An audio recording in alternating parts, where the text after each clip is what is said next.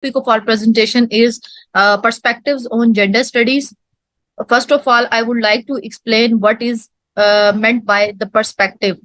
जो perspective word है, इसका मतलब जो है वो क्या है? पर्सपेक्टिव बेसिकली हम कहते हैं कि ये पॉइंट ऑफ व्यू होता है आपका, पॉइंट ऑफ व्यू या फिर looking away into the world, कि आप एक दुनिया को जो है वो किस नजर से जो है वो देखते हैं, तो उसको हम बोलते हैं कि वो पर्सपेक्टिव होता है, यानी कि पॉइंट ऑफ व्यू की बात हम इसमें कर रहे होते हैं. अ perspective is defined is a point of view. ठीक है, कि looking away into the world. और इसमें पर्सपेक्टिव जो है वो आपका बेस्ड कर रहा होता है अजम्पशन के ऊपर, मफरूजात होते हैं about society and social behaviour. ठीक है, उसके बेसिस पे हम देखते हैं, चीजों को एनालाइज करते हैं, उसको हम कहते हैं कि ये पर्सपेक्टिव है. So when we talk about gender perspective, तो जेंडर पर्सपेक्टिव के अंदर जो है वो हम देखते हैं कि impact of gender on people, opportunities, social roles and interaction. हम बात करते हैं कि जेंडर जो है वो किसको कहते हैं. तो जेंडर जो है वो आपकी एक आपका सोशल कल्चरल फेनोमेना होता है, जिसके अंदर हम ये देखते हैं कि व्हाट इज बीइंग मेल और फीमेल. ठीक है, कि जेंडर जो है वो उसमें आप देखते हैं कि सोसाइटी जो है ये एक सोशल फेनोमेना है, बायोलॉजिकल फेनोमेना नहीं है, बल्कि इसमें हम सोसाइटी देखते हैं कि द मेल सेक्स और द फीमेल सेक्स, उससे सोसाइटी के जो सोशल कल्चरल डिफरेंसेस जो हैं वो क्या है, रादर देन हम इसमें बायोलॉजिकल जो डेफिनेशन है उसकी बात करते हैं. इसके अंदर हम जो कैरेक्टरिस्टिक्स हैं वुमेन की, मैन की, गर्ल्स या बॉयज की, उसको हम देखते हैं कि वो किस तरीके से सोशली कंस्ट्रक्टेड है. ठीक है, तो ये सोशल कंस्ट्रक्टेड फेनोमेना होता है जेंडर जो है, सोशल कंस्ट्रक्टेड फेमिना. इसके अंदर हमारे पास कुछ नॉर्म्स होते हैं, बिहेवियर्स होते हैं या रोल्स होते हैं जो हम एसोसिएट करते हैं विद बीइंग अ वुमेन और अ मैन और अ गर्ल और अ बॉय. ठीक है, एज वेल एज के जो रिलेशनशिप होता है उनका एक दूसरे के साथ, उसको इसके अंदर हम देखते हैं. तो जेंडर जो है वो वेरी करता है फ्रॉम सोसाइटी टू सोसाइटी.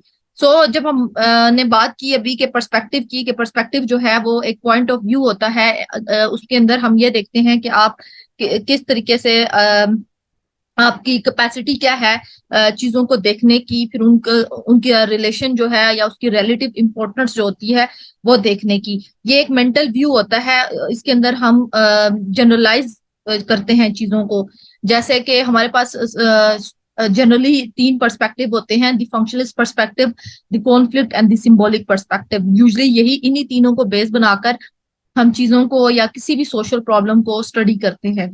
तो जो जेंडर पर्सपेक्टिव है उसके अंदर हम impact of gender on people, opportunities, social roles and interaction जो है उसमें देखते हैं.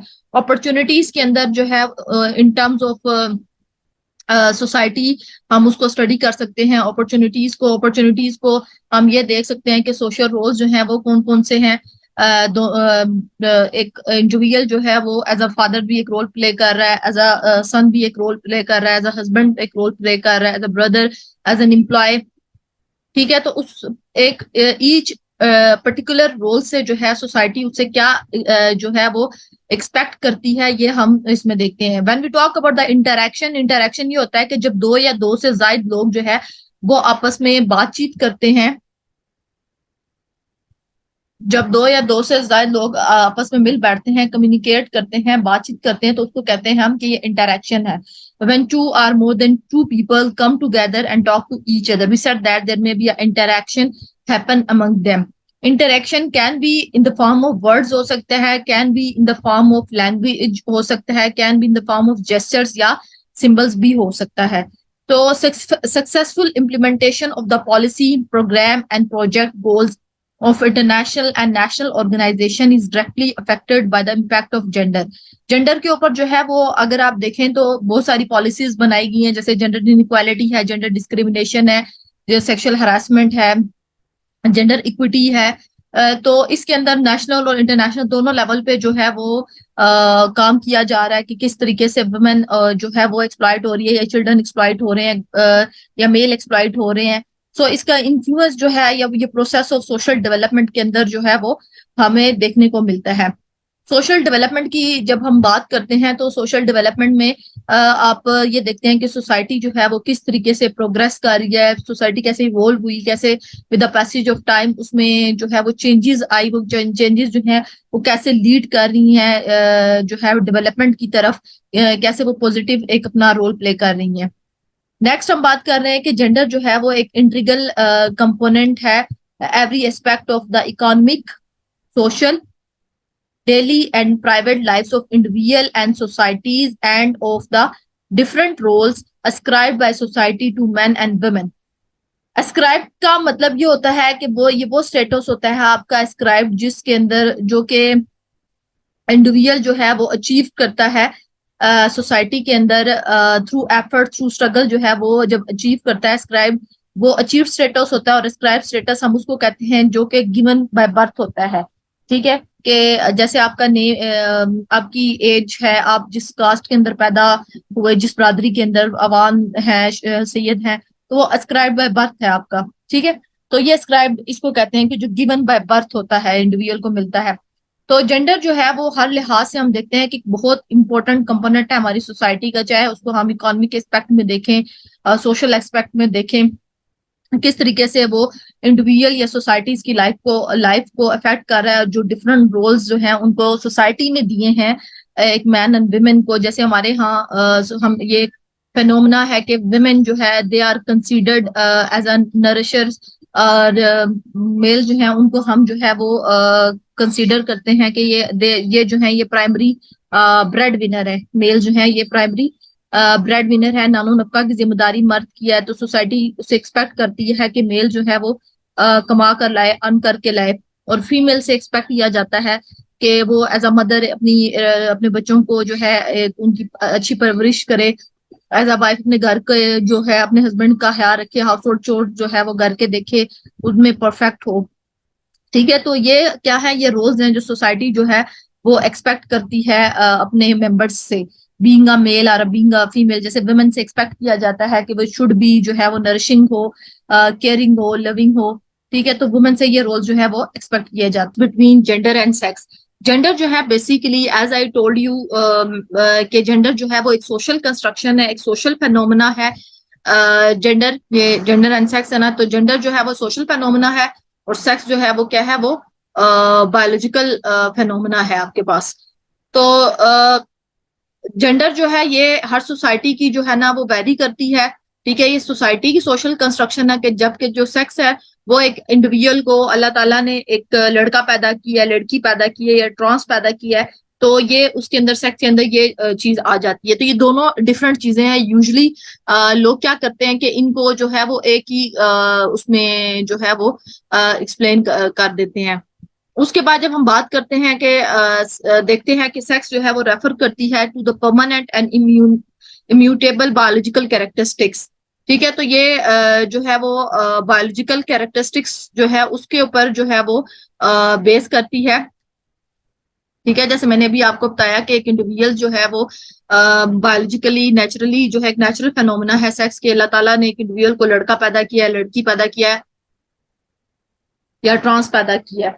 तो ये एक बायोलॉजिकल कंस्ट्रक्शन ऑफ इंडिविजुअल है, common to individual in all societies and culture के। ये इसकी दूसरी जो कैरेक्टरिस्टिक्स है ये कॉमन होता है। आप कहीं पे भी दुनिया में चले जाएं तो आपको यही तीन जेंडर मिलेंगे, यही लड़का, लड़की और ट्रांस। ठीक है, तो ये क्या है कि ये बायोलॉजिकल कैरेक्टरिस्टिक्स है, ये all over the world same आपको मिलेगी तमाम सोसाइटीज में, किसी भी कल्चर में चले जाएं। जबकि अगर हम बात करें जेंडर की, तो जेंडर जो है वो हमारे पास हम देखते हैं कि ये जो है सोशल कंस्ट्रक्शन है, ये डिफाइन करती है ट्रेड्स को, और इसके अलावा through out the history of social relation.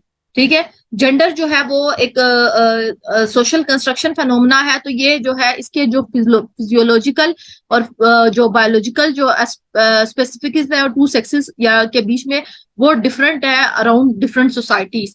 कुछ सोसाइटीज में लड़कियों को जो है वो मेल के इक्वल चांस दिया जाता है, बेटा और बेटी में फर्क नहीं किया जाता। कुछ सोसाइटीज में फर्क किया जाता है, कुछ सोसाइटीज में एक्सपेक्ट किया जाता है कि सिर्फ मेल चाइल्ड को पढ़ाया जाए, और कुछ में जो है वो दोनों बच्चों को जो है वो पढ़ाया जाता है। तो पेरेंट्स जो है वो उनकी जो तरबियत करते हैं, परवरिश करते हैं, वो दोनों की ही दोनों को न्यूट्रल कर रख के या दोनों को ही अजीज समझ के या दोनों को प्रायोरिटी बेस पे करते हैं।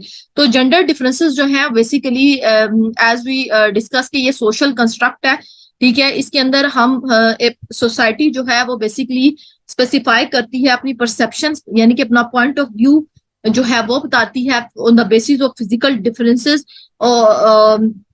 And the assumed tendencies and capabilities of man and women, ठीक है। कि कुछ सोसाइटीज में जो है आपने देखा होगा कि मेल और फीमेल जो है वो कुछ सोसाइटीज में फीमेल भी मेल के साथ काम कर रही हैं। कुछ सोसाइटीज में ऐसे होता है कि हमारे यहाँ ये अच्छा नहीं समझा जाता कि मर्द जो है वो भी घर में किचन में जो है वो काम करें। कुछ सोसाइटीज में बड़ा बुरा समझा जाता है कुछ घरों के अंदर।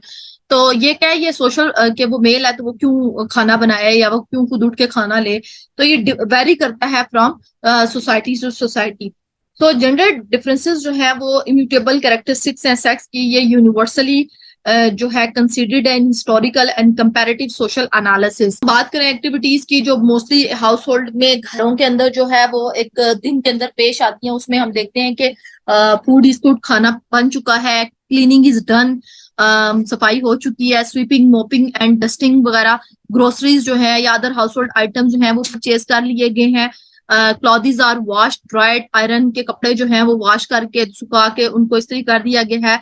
Sometimes household repairs are carried out, so garbage जो है उसको डिस्कार्ड कर दिया गया है। The people who live in the house need to be looked after, उनको भी उनकी भी देखभाल की जा रही है। Sometimes they may have a special need, for example babies need consistent जो है सुपरविजन बेबीज को जरूरत होती है। So these are the some of the things that are required to be done to keep home functioning. तो जैसे हमने perspective पढ़ा ना, तो एक perspective as I discuss you earlier के फंक्शनलिस्ट पर्सपेक्टिव भी है कि जिसमें हम ये देखते हैं कि how society functions, how home function, how individual function within a society. तो इसके अंदर जो है वो हम ये देखते हैं, तो फंक्शनलिस्ट पर्सपेक्टिव में हम ये देखते हैं कि किस तरीके से चीजें जो है वो एक बैलेंस वे में जो है वो काम कर रही हैं। So these activities are take a lot of time and may are to be done on a daily basis. People who do them expend a lot of energy on it. ठीक है, the people who do them expend a lot of energy and may be exhausted when they are finished.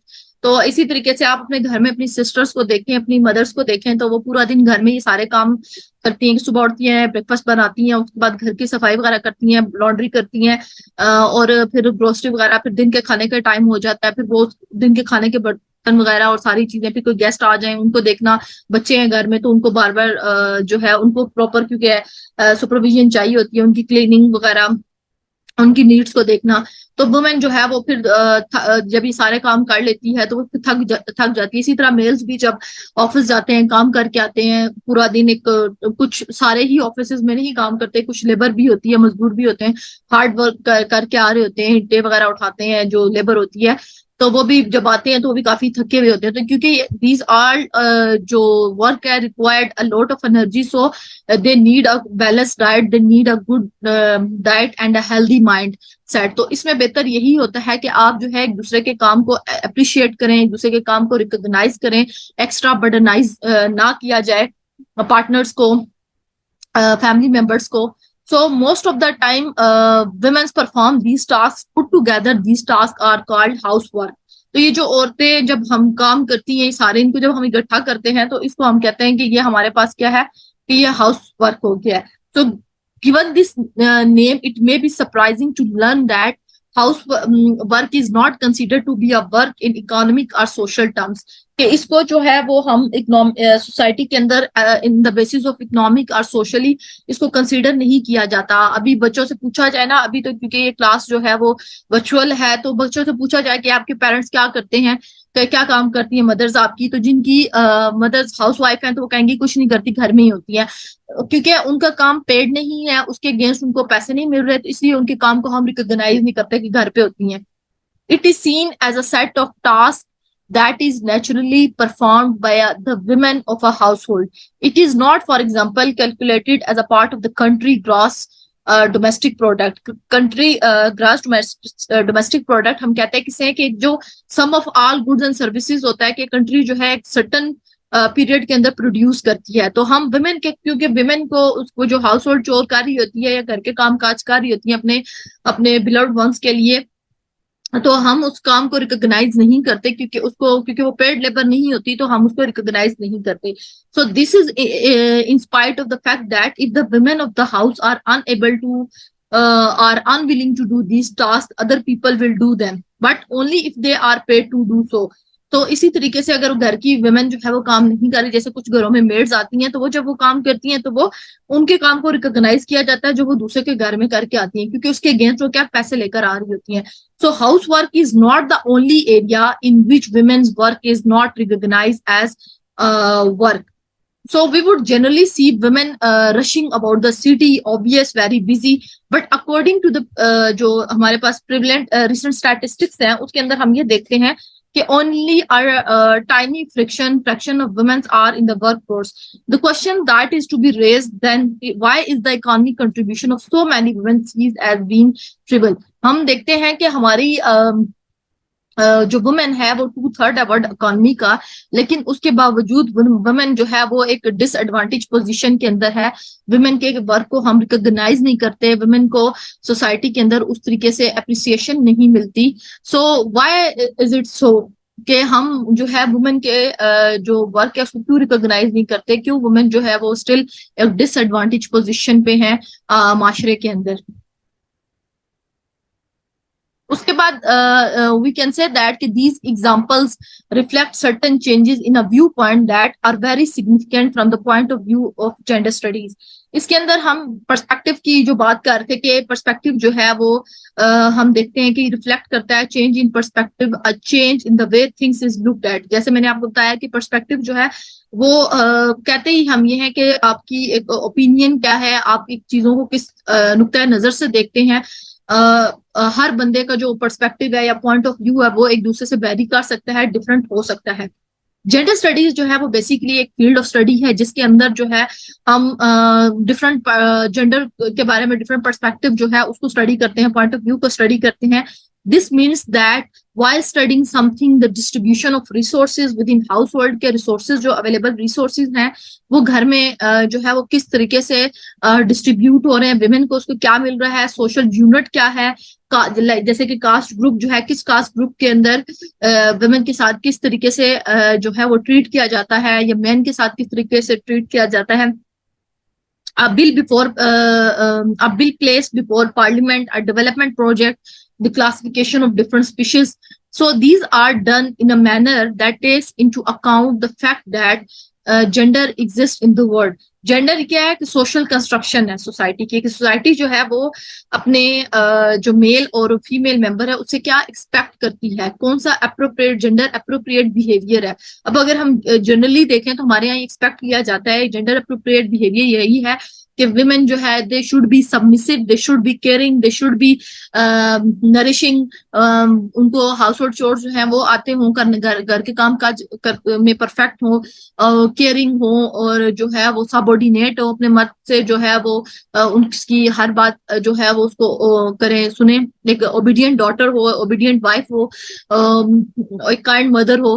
ठीक है, तो हमारी society क्या ये female से ये रोल एक्सपेक्ट करती है। इसी तरीके से बॉय से भी एक्सपेक्ट किया जाता है कि वो प्राइमरी ब्रेड विनर क्योंकि कमा कर लाएं, इसके अलावा शुड भी एग्रेसिव हों, प्रोटेक्टिव हों अपनी फैमिली को लेके, और ठीक है, तो इस तरह की चीजें जो है वो मेल से एक्सपेक्ट की जाती हैं। इसलिए औरतों से ये भी एक्सपेक्ट किया जाता है जो सर्टेन नॉर्म्स होते हैं कि डोंट लाफ लाउडली, ऊंची आवाज में बात ना करो, सीधे तरीके से बैठो, मेहमान आए तो किचन में काम करते हुए नजर आओ, मोबाइल फोन पे ज्यादा यूज ना करो। तो these are the certain norms जो सोसाइटी एक्सपेक्ट करती है from the female and male member से। इसी तरीके से जो वुमेन्स जो हैं वो थोड़ी सी बोल्ड होती हैं या फिर जो काउंटर अगर कोई उनसे बदतमीजी करे या कोई ऐसी उनके जो है वो उनके बात उनके मिजाज के अगेंस्ट करे तो वो बोल पड़ती हैं बच्चियां, तो उसको बड़ा डिस्करेज किया जाता है कि बड़ी रूड है, ये ओबीडियंट चाइल्ड नहीं है। और अगर बच्चे जैसे फैमिलीज के अंदर होता है कि पेरेंट्स को सुना के चले जाते हैं तो कुछ बच्चियां जो है उनके अंदर जो शऊर शऊरी पावर है, कॉन्शियसनेस है, वो ज्यादा होती है, तो वो बोल पड़ती हैं, तो उनको भी जो है, क्योंकि हमारे यहाँ तो ये फेनोमेना है ना कि बच्चियां जो है वो सबमिसिव है, वो ऊंचा वो बोले ना, अपने राइट के लिए भी ना बोले।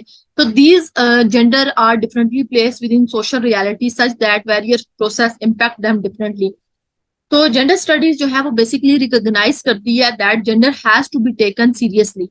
It is also a field that के जेंडर को कि इसलिए सीरियस लेना चाहिए कि वुमेन एंड मैन दोनों की जो बॉडी स्ट्रक्चर है वो डिफरेंट है, दोनों की नीड्स डिफरेंट है, women have her special needs, और इसी तरीके से जो है दोनों की नीड्स डिफरेंट है, दोनों का बॉडी स्ट्रक्चर डिफरेंट है, तो हमें दोनों को माइंड में रखते हुए उनको उस तरीके से स्टडी करना चाहिए और उसी तरीके से फैसिलिटेट करना चाहिए।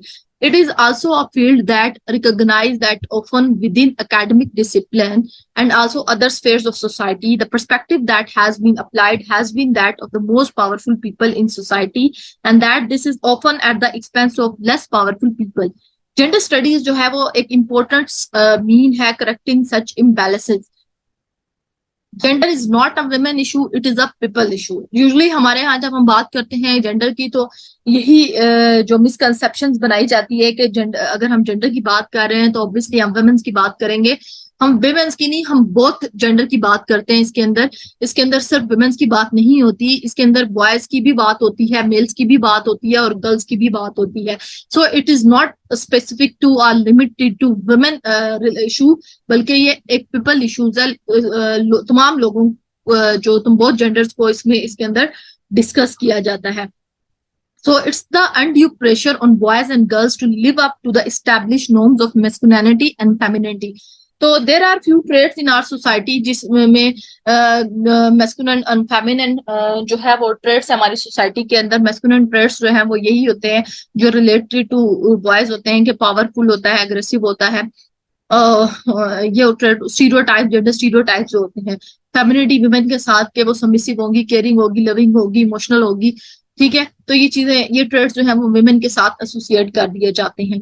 So girls endure unwarranted social control, discrimination and जो है डोमिनेशन। तो यूजुअली हम देखते हैं कि सोसाइटीज के अंदर जो है, एशियन कंट्रीज के अंदर इंक्लूडिंग पाकिस्तान, कि वुमेन को बर्दाश्त करना पड़ता है वो सोशल कंट्रोल को, सोसाइटी जो उस पे जो है वो कंट्रोल कर रही होती है, रेगुलेशन जो उसके ऊपर स्ट्रिक्ट रेगुलेशन होती है, डिस्क्रिमिनेशन किया जाता है। कि अगर इन सम सोसाइटीज ऐसा भी होता है कि अगर पेरेंट्स के पास रिसोर्सेज कम है, तो if you talk about the education, तो पेरेंट्स क्या करते हैं, they prefer their son to go to the school rather than the daughter, क्योंकि बॉयज को जो है वो हेल्पिंग हैंड समझा जाता है, फ्यूचर एसेट समझा जाता है। माँ बाप ये समझते हैं कि बेटी है, इसने कल अगले घर चले जाना है, तो इसके ऊपर इतना इन्वेस्ट करके क्या फायदा, क्योंकि रिसोर्सेज कम है, तो लड़के को ही जो है पढ़ा लेते हैं। कल ये हमारा जो हमारे साथ रहेगा, हमारा बाजू बनेगा, हमें हेल्प करेगा, सपोर्ट करेगा, फिर कल इसने ये फैमिली भी, माँ बाप को भी पालना है, उसके बाद अपनी फैमिली भी पालनी है। तो ये चीजें भी आ जाती हैं, जिसकी वजह से जो है बच्चियों के साथ डिस्क्रिमिनेट हो जाता है। उसके अलावा डोमिनेशन भी होती है, कि जो डोमिनेशन जो है वो पावर को कहते हैं, कि पावर जो है वो एक्सरसाइज की जाती है डिसीजन मेकिंग में, जब गर्ल्स से उनकी लाइफ के बारे में फैसले लिए जा रहे होते हैं, उनसे नहीं पूछा जा रहा था। So boy discourage from being emotional, gentle और fearful, thrust into a world of macho, protectors, warriors, bread winners. तो लड़कों को बड़ा डिस्करेज किया जाता है कि अगर कोई लड़का जो है वो इमोशनल है, तो उसे कहते हैं क्या तुम लड़कियों की तरह जो है वो बिहेव कर रहे हो। इसी तरीके से अगर तो कोई लड़की जो है वो क्या कहते हैं, अगर वो बहुत ज्यादा वो डरता है किसी चीज से, उससे उस पे भी उसका मजाक उड़ाया जाता है। इसी तरीके से अगर वो क्या कहते हैं, क्योंकि सोसाइटी में ये समझा जाता है कि मेल जो है वो माचो मैन का कंसेप्ट आपने पढ़ा होगा, कि सही पावरफुल होते हैं, प्रोटेक्टर्स होते हैं, वॉरियर्स होते हैं। तो इसलिए वो मेल्स का जो है वो सबमिसिव होना या इमोशनल होना बड़ा बुरा समझा जाता है। उसे कहते हैं क्या तुम बच्चों की तरह रो रहे हो, तुम कोई या लड़कियों की तरह रो रहे हो, या तुम लड़कियों की तरह बात करते हो, जज्बाती हो जाते हो। तो males are also human being. हम मेल्स को उस लिस्ट से ही बाहर निकाल देते हैं कि उसके भी कोई जज्बात होंगे, एहसास होंगे। तो ये सोसाइटी के अंदर जो है ना वो हम देखते हैं कि इस तरह की चीजें भी हमारे माशरे के अंदर जो है। We are talking about that कि gender is not a women issue, it's a people issue. Mostly ये मिसकंसेप्शन है कि जेंडर जो है वो एक वुमेन इशू है, कि जब भी जेंडर स्टडीज की बात होती है जरूर इसमें वुमेन्स रिलेटेड चीजें जो है वो हम डिस्कस करेंगे, लेकिन ऐसा नहीं है। जेंडर जो है वो एक उसके अंदर हम मेल्स एंड फीमेल्स दोनों के इश्यूज को डिस्कस करते हैं।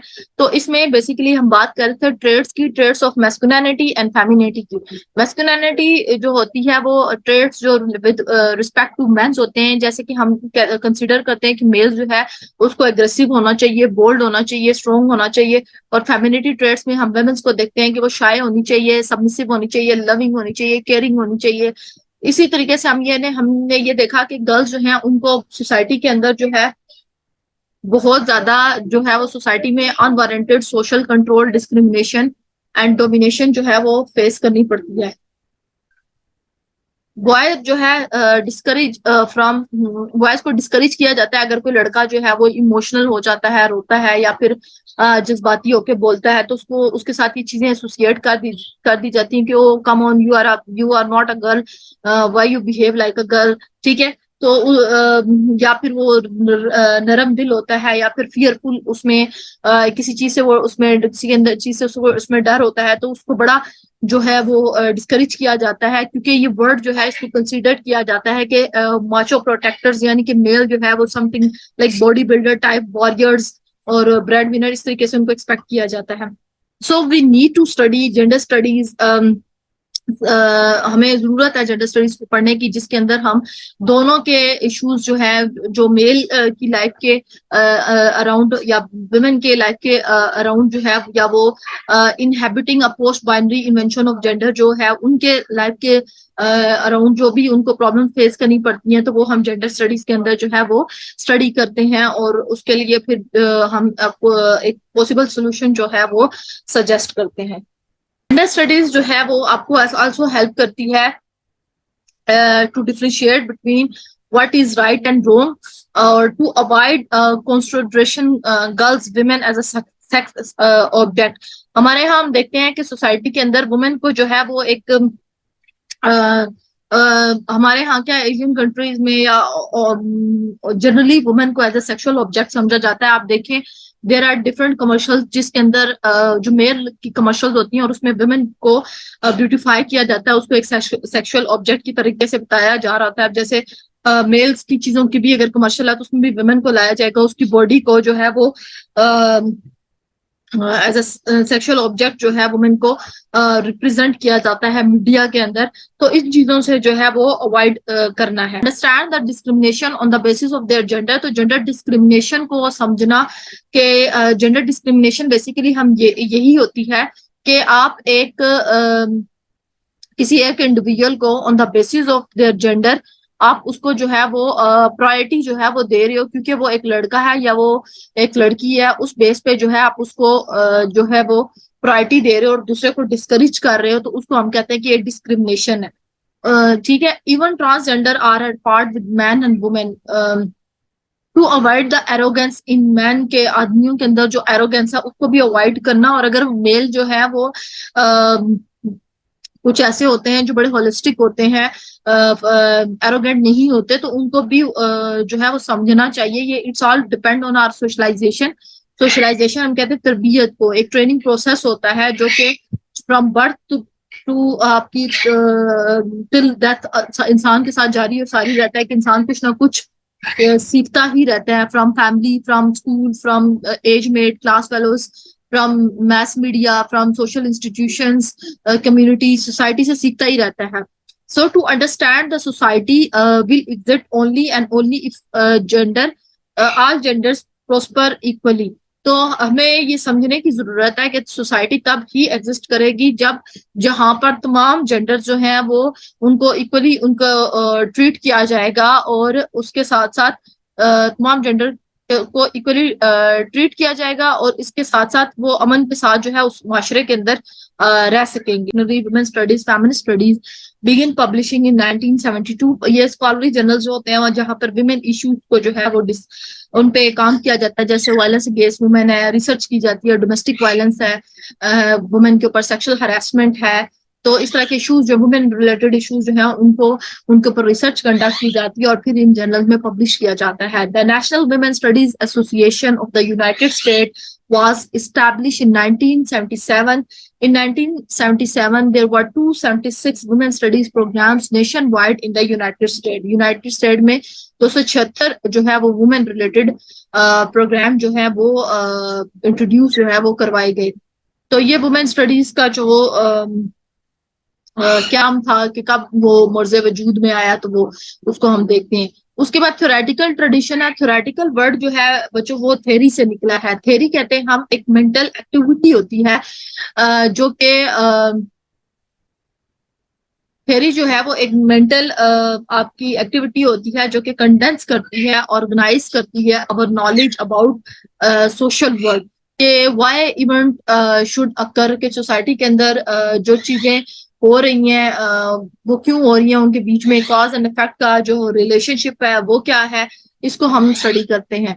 तो जब हम बात करते हैं थ्योरेटिकल ट्रेडिशन की तो उसमें देखते हैं कि early women studies courses and curriculum जो है they were often driven by the question why are women not included। कि जो पहले का लिटरेचर था उसमें ये बात देखी कि वुमेन को इसके अंदर इंक्लूड क्यों नहीं किया जाता। वेयर आर द वुमेन्स, के वुमेन्स कहाँ हैं। That is, as more women become more present in higher education as both student and faculty, question arose about the male-centric nature of the most courses and curriculum. Women faculty in traditional departments such as history, English, philosophy began to offer courses with a focus on women. Drawing from the women movement notion, जिसमें ये एक आपने अगर feminism पढ़ा तो उसमें जो है ये उनका मोटिव भी था, क्या लें एक उनका एम था कि द पर्सनल इज पॉलिटिकल। तो इस तरह के कोर्सेज इंट्रोड्यूस करवाए गए जिसके अंदर जो है वो सेक्सुअल पॉलिटिक्स या वुमेन रोल इन सोसाइटी जो है उसके ऊपर बात की गई। इस तरह के कोर्सेज डेवलप किए गए वो बेस जिसमें वुमेन की जो पर्सनल लाइव्स हैं वो किस तरीके से लार्ज पावर स्ट्रक्चर की वजह से अफेक्ट हो रही है या पावर स्ट्रक्चर उनको किस तरीके से रिफ्लेक्ट कर रहा है, उसके बारे में जो है वो इसके अंदर बात की गई। ये थ्योरेटिकल जो ट्रेडिशन है इसका।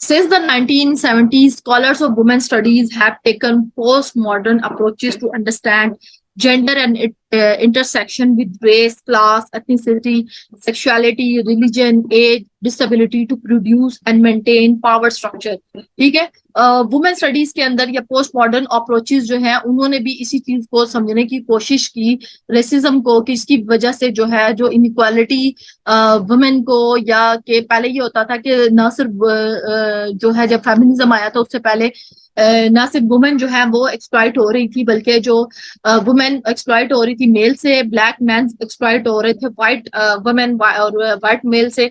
इसी तरह क्लासेस जो थी upper class and middle class, ethnicity जो थी, सेक्सुअलिटी, रिलीजन, एज, डिसेबिलिटी, ये किस तरीके से प्रोड्यूस कर रही थी या मेंटेन कर रही थी सोसाइटी के अंदर जो एक पावर स्ट्रक्चर था और टॉप टू बॉटम जो पावर्स असाइन की गई थी, पावर रिलेशन थे वो। There has been a focus on language, subjectivity, and social hegemony, and how the lives of subject, how they identify, are constituted. At the core of these theories, it is the notion that one identified gender, sex, and sexuality are not instructing but are socially constructed. कि ये चीजें जो देखिए gender जो है, gender, sex और sexuality जो है ये कोई इंटरेस्टिंग नहीं है कि इंटरनल फेनोमेना नहीं है इंडिविजुअल का, बल्कि ये सोशल कंस्ट्रक्टेड है।